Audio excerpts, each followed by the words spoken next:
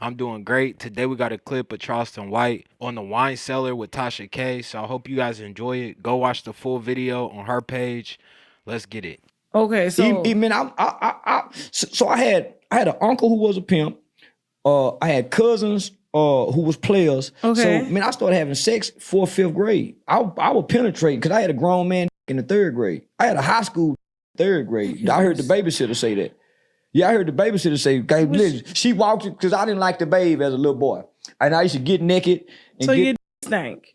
It did then, not now. Yeah, all little boys stink. So I was a little boy who, boy, go get your ass in that tub. Most little boys don't like to bathe. I know. I used to be on side of the tub playing with the toys, splashing water, but I wasn't getting in that motherfucker. I had to take a water hose to my son and catch his ass and spray him. So my mama worked at General Motors, so she went to work at night. So sometimes we had them older babysitter. Boy, babysitter walked in that motherfucking room. I bathroom and saw that grown man, and I seen her eye looking at it. She said, "Who that boy got a grown man?" And so I went to school the next day in the 3rd grade. She touches kids. She probably about 15, 16 at the time. She touches kids. Yeah, man. Yeah. So I went to school the next day saying I got a grown man and would stand back from the toilet and pull that big old motherfucker out and pee. You know, little boys pee going up. And I used to see the teeth. Boy, come out that bathroom. And they used to look too. So I noticed as a kid that, man, women will look at this big motherfucker. So yeah. And I'm a little bit yeah. Do have big they do it. Don't be letting them big fool you now. But I'm not freaky. I'm more of a nature tell me when it's time to fuck. So I ain't waking up trying to fuck every day. So that's been my protection with women. I ain't trying to fuck. You gotta stimulate me with I'm a talking nigga. Yeah, I'm off conversation. So when I go to the strip club, first thing you do if you turn your ass around me and go, look me in my eyes and talk to me. I definitely feel Charleston on this one. You know, attraction is very important, but I don't think it's the most important. I think, you know, having that connection, that bond with somebody and being able to, you know, be on the same frequency and communicate, I think that goes a long way.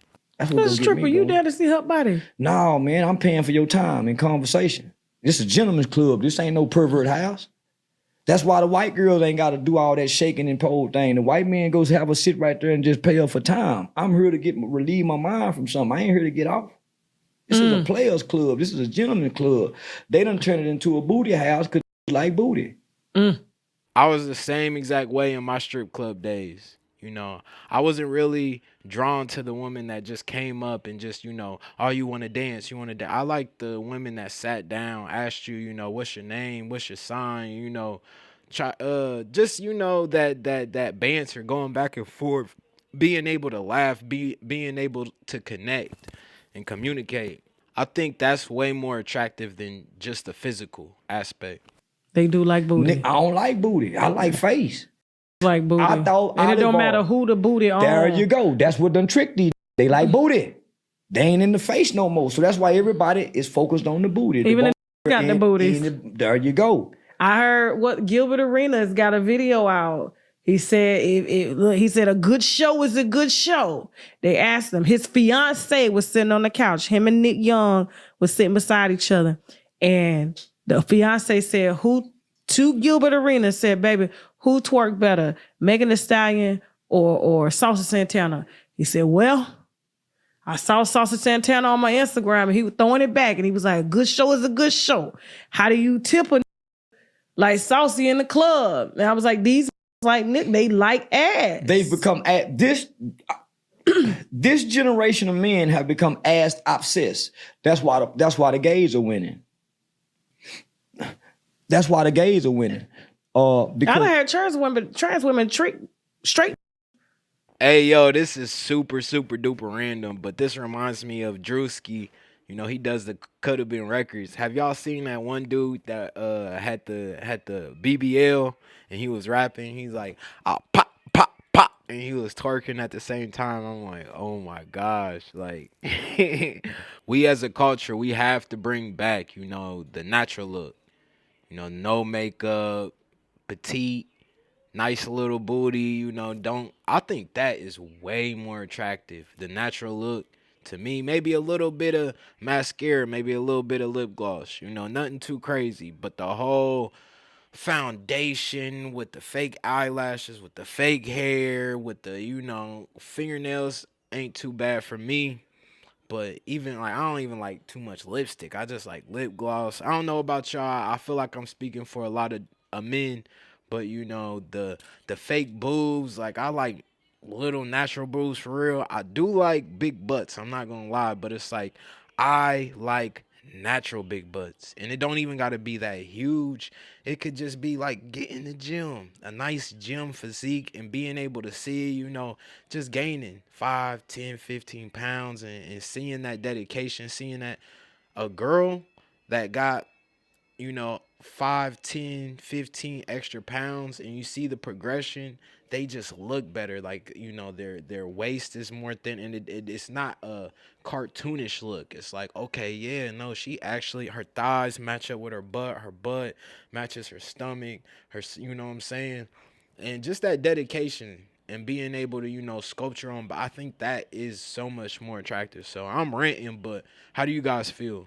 With their ass. They ain't tricking them, because at some point they got to get naked. Well, they say they'll get naked, cut off the lights, put some lube back there, and have it go in from the ass, and he don't in the dark. Man, I don't in the dark. Man, I want that moonlight hitting the body. Man, we got to have some light in here. And they don't let them. They don't do missionary style. They do from the back. Man, sideways and spread that leg. Sideways, and because you can go all kind of positions sideways. Yeah. Sideways and spread that leg. Yeah. And once you spread that leg, some go fall. But because the black man he's too sexually driven. He's not purpose driven. He's not goal driven. He don't wake up with aspiration. Wake up trying to think who they can. And most think, because I hear a lot of niggas say, I gotta do it, put that on, I gotta. That's his value. Most niggas can't sit down with you and lay in the bed and help you figure out how to deal with your supervisor that's with you. Help you mend your problem with your daddy. So I'm a nigga that can give you the right kind of instruction if you listen to me and I like you. Yeah, I'm gonna build your I can see that because you have a very, very loyal following. And I remember when I was coming at you, they was like, Tasha, he just like you. He's the male version of you. That's what they were saying, yeah. And I was like, ain't no way. Because I don't spend time like going through, because I have my own content that I generate. So I don't have time to sit down and listen to people a lot unless I'm doing interviews. Me neither. I don't, because of my own content. Yeah, and I listen to God and I let him go tell me where I need to go, who I need to talk to. Yeah. You know what I'm saying? And so I don't get a lot of time, but it's when I finally get you on the phone, I'm like, oh, okay, this person cool. I could pick up within, 10 seconds whether I'm being bullshit or not. And I was like, okay, he real. You remind me of my uncles that raised me. Yeah, already. My viewers all the time, they always say, you male identified, because I was raised by men. You can tell. You know what I'm saying? But I love men. I wasn't raised by men and grew up to be a bull. Oh, no. Well, you can see the balance. Yeah. That's the yin and the yang that you can see in you. Yeah. She didn't have that. My wife was raised by a man. Yeah. That's how she can deal with a man. Yeah. And that's why it's so important to have both parents in our life to equal us out. The nurturing side from our mothers, but the discipline. We also need that side in our lives as well, whether you're male or female, especially so we know the roles, how to grow up, how to be a man in a relationship, how to look for the right woman in a relationship. We need both parents. It's a lot of cheat with no conscience. It's a lot of wake up to cheat. I don't wake up to cheat. And if I do cheat, I cheat with a conscience. It bothers me. You remind me of my uncle. Hold on, Oh, you good? Say, dude, I'm gonna send you the address to the hotel, but I'm doing Tasha K right now. I bet. Yeah, he just landed. No, you good. No, my Uncle Eyes, rest his soul, he was a drunk, but he was a smart man. And the people would be like, why do you love your uncle so much? Because he would walk into a room. He was skinny, tall. They called him Eyes because he wore bifocals. And I never forget the first time I introduced my husband to him, he had one of his women with him. And he would walk in, and this, I kid you not, this is how he would introduce. I want y'all to meet my new bitch. And she would walk in. Hey, As like, I come up under that. My uncle was a pimp. I used to watch him whoop women, so I come up under that. Yeah. So in my mind, I didn't want to be a gangster.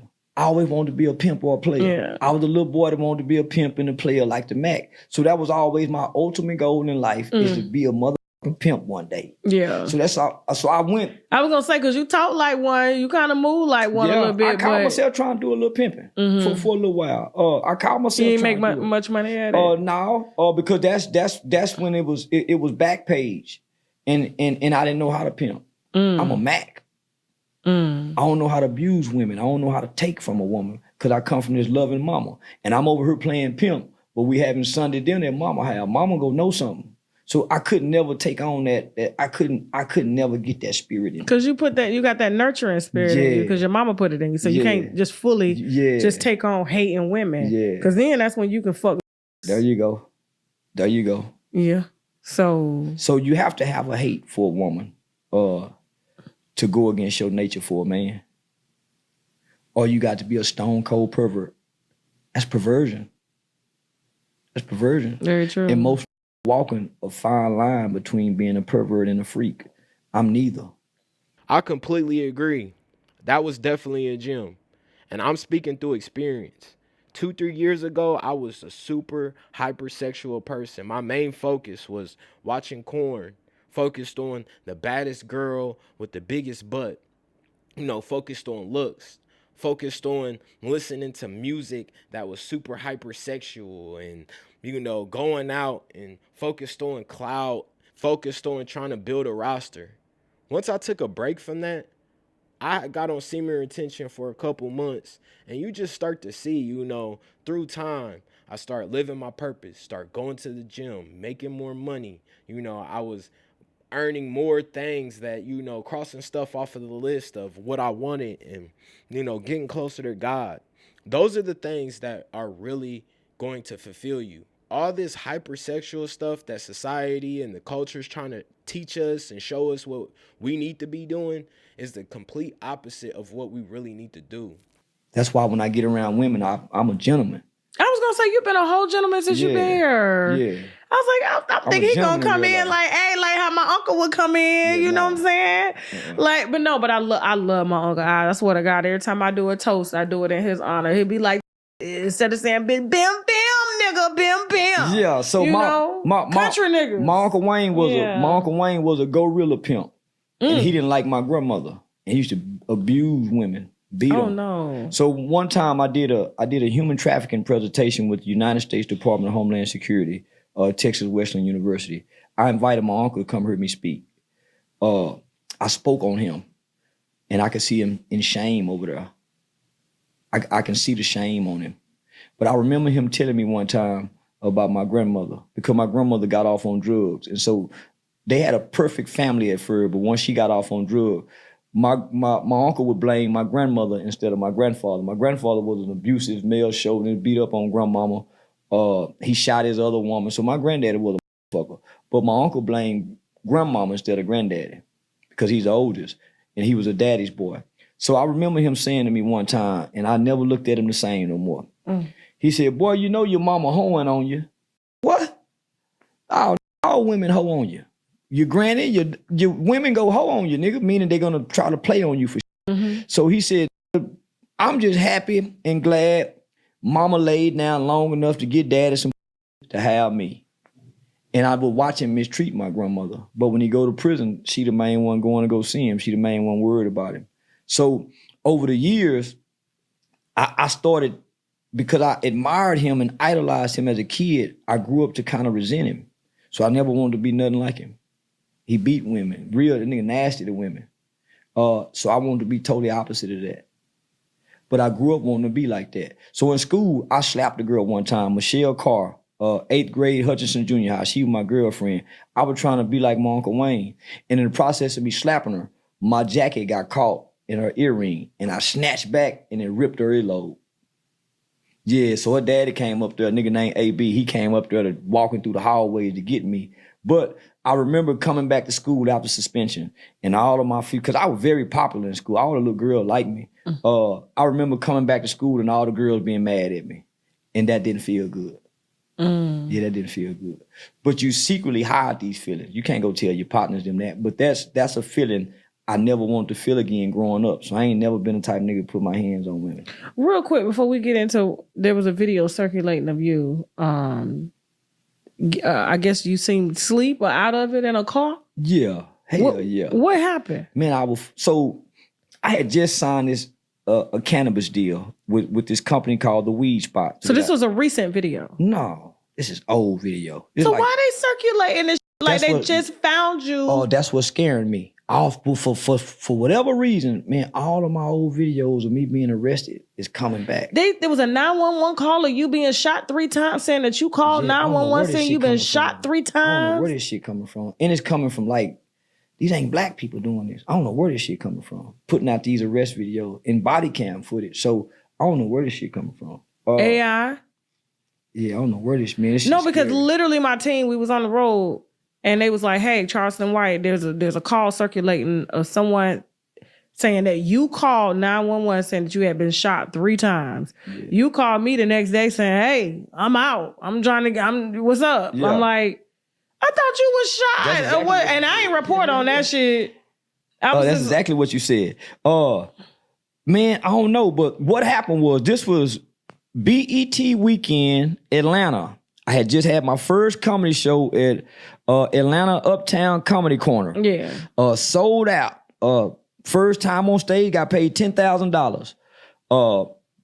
I had just signed a deal with this cannabis company. So I had my show, took my merch, and they created this Delta 9 THC syrup. And with my name, it's called Nan Nanny Boo Boo syrup. And you can order it from the Weed Spot. They got a location in Miami, Dallas, Houston, and they started one in Atlanta. So we got with some chemists, and they said, okay, we want to create something to help combat the opioid crisis. So I'm saying, well, syrup is opioids, hydrocodone is opioids. So if y'all want to combat that, create some weed in a syrup-like drink so you can psychologically play on these niggas. Make it purple, like they sipping promethazine with codeine, and put my face and my name on it and let me push it. So they went and created a Delta 9 THC syrup. They made it purple, but it should have been pinkish purple. And they put my name on it, my little old cartoon logo. It says Nan Nanny Boo Boo. And so they gave me a bunch of it. So I got to try it to see if it worked. Man, I drunk that shit. Shit. I'm the type of boy, if I get sleepy, I'm going to go to sleep driving. They was trying to bang on the window. Man, I took that motherfucker. And it was 5 o'clock traffic. I just come off the plane, partying, and man, at least you pulled over. Man, I put the car. I'm at the red light, y'all. I'm at the motherfucking red light. I'm in front of the Texas Rangers Stadium at 4 o'clock, 5 o'clock in the evening, and everybody on their way going to the game. I done got off the highway to go up the streets and said, man, I done up. So they tell me to stop. Light go red, they letting everybody walk by. Light go green, they go red again. So they ain't letting me go. Man, I'm tired, I'm full of shit. Man, I threw the keys over there. I let them motherfucking seat back. Boy, I'm full of Nan Nanny Boo Boo syrup. Boy, when they woke me up, I ain't know where the fuck I was at. All them goddamn police around. I ain't know where the fuck I was. Oh my God. So I had my Ruger 5-cell moment, 3 clips, and I had a whole bag full of about 40 bottles. So they thought they done caught me with all this promethazine. Like drug trafficking and shit. Yeah, that's what it looked like. That's what it looked like. So I definitely feel them. If you guys took too many edibles or drank some THC lean, man, that stuff will really put you down. So yeah, they charged me with driving while under the influence. Okay, I was gonna say yeah. They hit me for driving. So this was like 3 years ago. So what about this? Okay, so you got. I'm glad you cleared. So they dropped that. So they dropped that. They gave me community service for that. Okay. Yeah, they gave me community service. But you serve the community anyway. Yeah, you do that anyway. So because I'm so popular in the community, I couldn't do community service. So this is what they did. They gave me 4 days of a leg monitor where I just stay in the house during community service hours. So from 8 to 5, I stay in the house with this leg monitor on and do this for 4 days. 5 o'clock, I can go out and do whatever, just be back for 8 o'clock. So that's because the courts know me, this particular judge. because I done work with all of them. I was a rock star for at least 6-7 years with the Tarrant County GOP Republican Party. So I've been a campaign manager for Albert McDaniels, who ran against. So you voting for Trump? Yeah. Okay. Yeah. Okay. Man, I've done a lot with the Republican Party in Texas. So I was a rock star within them. So the judges know me. So that's what a lot of this is about now. Because I went rogue. I went radical nigga. So just before the dreads. So they know me before the dreads. The just well-spoken Charleston who don't cuss. The Charleston who do presentation with the United States Department of Homeland Security. The Charleston who do the training for the Texas juvenile. So that was my resume before the dreads. So I was just poor, struggling as a father, helping other people's children. But when I come home, I can't even take my kid to go get ice cream and brooms. I got to play mean daddy. Go get some of that goddamn ice cream out the freezer. But it got frostbite on it. But just scrape it off. You know, because I'm financially can't, you know, yeah. I can feed them, but we can't do no extra. But I'm out in the community trying to play a hero. So my mother used to always tell me, son, charity starts in the home. That is definitely a gem, and I 100% agree.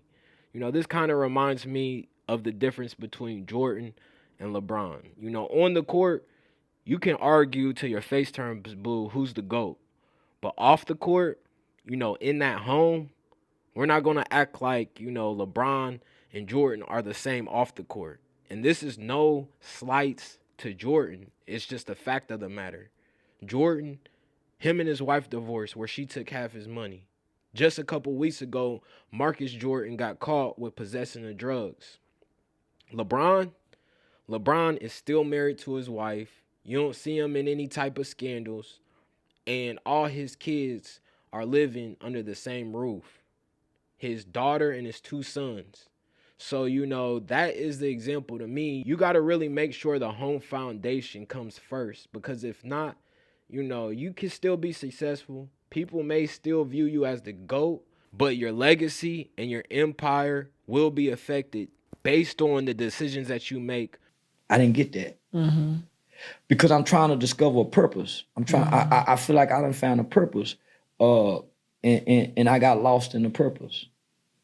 Just a lot of us get lost in purpose, and we start to neglect our children, our families, because Dr. King did it. Malcolm X did it. So when they end up dead, their kids don't know them. They got to go read about them. I didn't want to be that.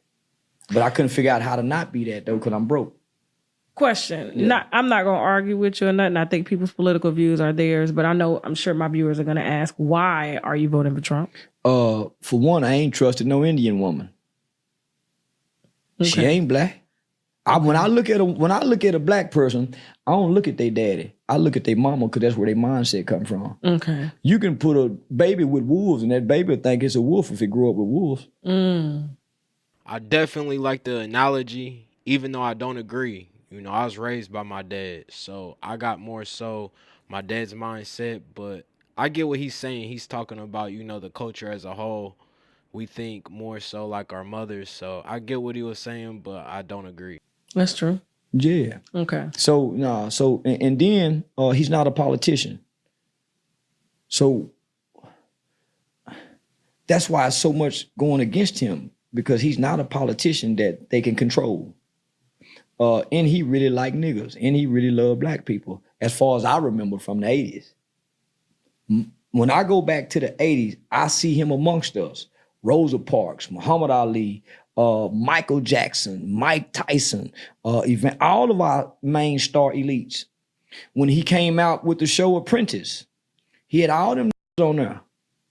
You're fired. You never heard nobody say he was racist then. So it wasn't until he decided to run for president that they all of a sudden said he's racist. And I'm saying all of them racist. At least he an honest, open racist. And there's nothing wrong with what he's doing for his people. We got to get us one that'll do the same thing they do for their people. But he's willing to work with us and help us.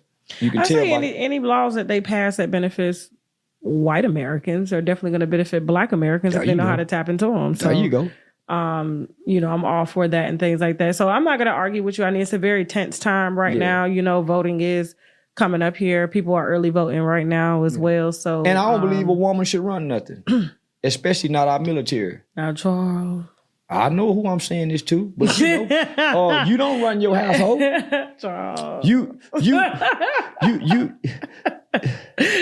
can persuade. You got an impact, but man, you don't run that Africa.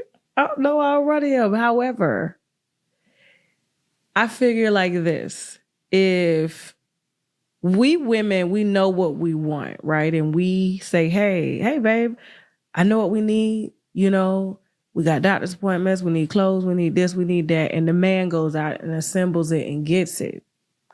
I don't see anything wrong with the woman having a man, because she is a married woman and she is married to a white man. To a white man. Okay? Yeah. So we have to make that very clear. Yeah. So when they go lay down in the bed at night, And exactly. So if she, of course, her nurturing side is going to come up to say, I think we need to do this, and let's consider all these factors before we just blow this shit up. A woman is naturally going to want to protect, right? We protect the kids, but a man will say, them kids, everybody, we got to risk everybody.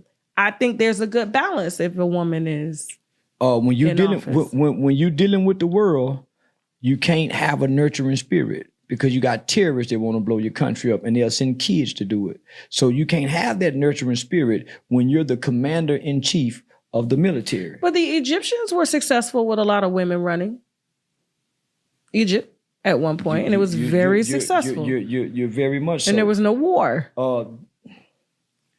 These aren't the same women. So how do you guys feel? Do you guys think women can run our country? Me personally, I think they could. I think, you know, especially if our society was thriving, it would be easier. But yeah, I think the fact that, you know, our country as a whole, we're suffering right now. So I think we definitely need, you know, that alpha, that masculine energy through these tough times. But I believe, you know, a woman could do the job. I believe it would be better for a woman to actually be successful in running the country if our country was already thriving. These aren't the same women from back then. Or even the little girls today ain't the same woman that you are. Well, I'm raising one, so she ain't got no choice but to be one. But let's just say this. Yeah. Every woman got a man that's in her ear. Right. Ultimately, you can't make me believe Obama ran the country. It was Michelle dictating that nigga. Of course, that's what I'm saying. So I don't see anything wrong with a woman actually being on the front line to run it, because behind the scenes, it's going to be a mutual decision between her and her husband. Well, she's going to go to bed with Doug, and Doug is going to be like, listen. He go run it, not her. He's going to persuade. He got an impact on her mind. And the vice president, I'm going to be honest with you. The vice president that she chose, that's what made me look at her and say, okay, all right. Because he's a cracker at the end of the day. I like the one Trump chose. I like that. I don't like him. Man, J.D. Vance, I don't like that motherfucker. See, I watched that debate. I was proud of him. I was proud of him during the debate. And he young. I think Walsh got his ass. And he's kind of young, kind of handsome white boy of a face. He ain't to us, but for white girls here, compared to this old man, I'm a they vote off looks. They do vote off looks. They vote off looks, but you know, our VP of choice for Kamala, I think if something happened to her, he want to put tampons in boys' bathroom. I ain't read that now. Oh, go look in his state. So, I'm have to look that up now. Please do. But man, Trump was once president. It wasn't that bad, was it? It was under COVID. A lot of people lost their businesses. Black people businesses were the first to go. But that's because we weren't prepared for nothing like that. Most of us aren't prepared for something major to happen, and we still be sustained based off what we done saved up to now. So if we have another one, it's gonna hurt us because we hadn't been preparing for a time like this. And the world had never seen that before. Just in his defense, we couldn't expect that. And that was deliberately sent over here. To do that to us. That's why one of the first things that they did, they signed like a war treaty, like a declaration of war. That's how they were able to get all the money for the infrastructure, like we had been attacked. Rather than they played like we hadn't, but that was an attack on America. Okay. No, I just wanted to know your thoughts. Okay. You know, I ain't here to judge you or nothing like that. You know, my husband, me and him, we get into it a lot because, you know, he just... You know, I told a joke at my comedy show on Sunday here, and y'all got home and had to talk about it. Well, yeah, he got upset about it, but it was true. He said, you know, the only reason he voted for Trump is because he can't have a black woman running the house and the goddamn country. It's too much. I like that nigga. Yeah, I like that nigga. Yeah, I like that nigga. She goddamn right. Say, still, you goddamn right. He got mad when I told that joke. He was like, I'm cutting that shit out. I was like, but it's true.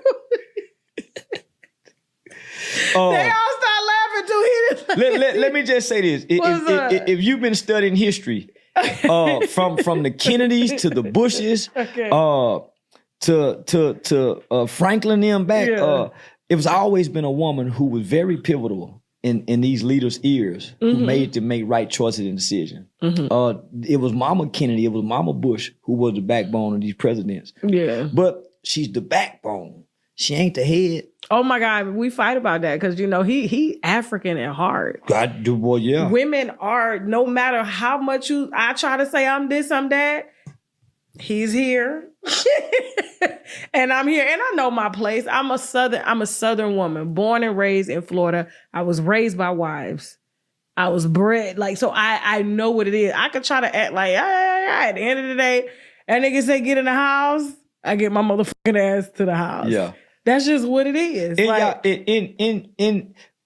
When I just seen y'all together, I saw a positive and a negative on a battery. Two totally opposites from us. It's very that's opposite. what I. But that's he's not why a talking nigga at all. Yeah, he's very demure, very mindful, and he's observant. Yeah, But he's always. And I don't like to say fan, but he really respects your work. He likes your work and stuff. Like even when I was going at you, he was like, "Take it easy on Charles." I'm like, man. That country. Fuck that nigga, cross-eyed ass nigga. Yeah, he was like, he ain't that bad. I was like, cheating on his wife. Fuck that nigga. That nigga ain't shit. You know what I'm saying? Any nigga do his wife like that nigga ain't shit. So here's the thing. Before we go, because we've been here a good bit, and I know you got some. I'm coming back though. I know you're coming back. You coming back? Yeah. So I hope you guys enjoyed the video. Go watch the full video on Tasha K's channel. The episode's called The Wine Cellar, so I hope you guys enjoy it. Make sure you guys like, comment, subscribe. Make sure you guys hop into my bio where you guys can follow my other platforms. I love you guys. I'll see you guys on the next one. Peace. We out.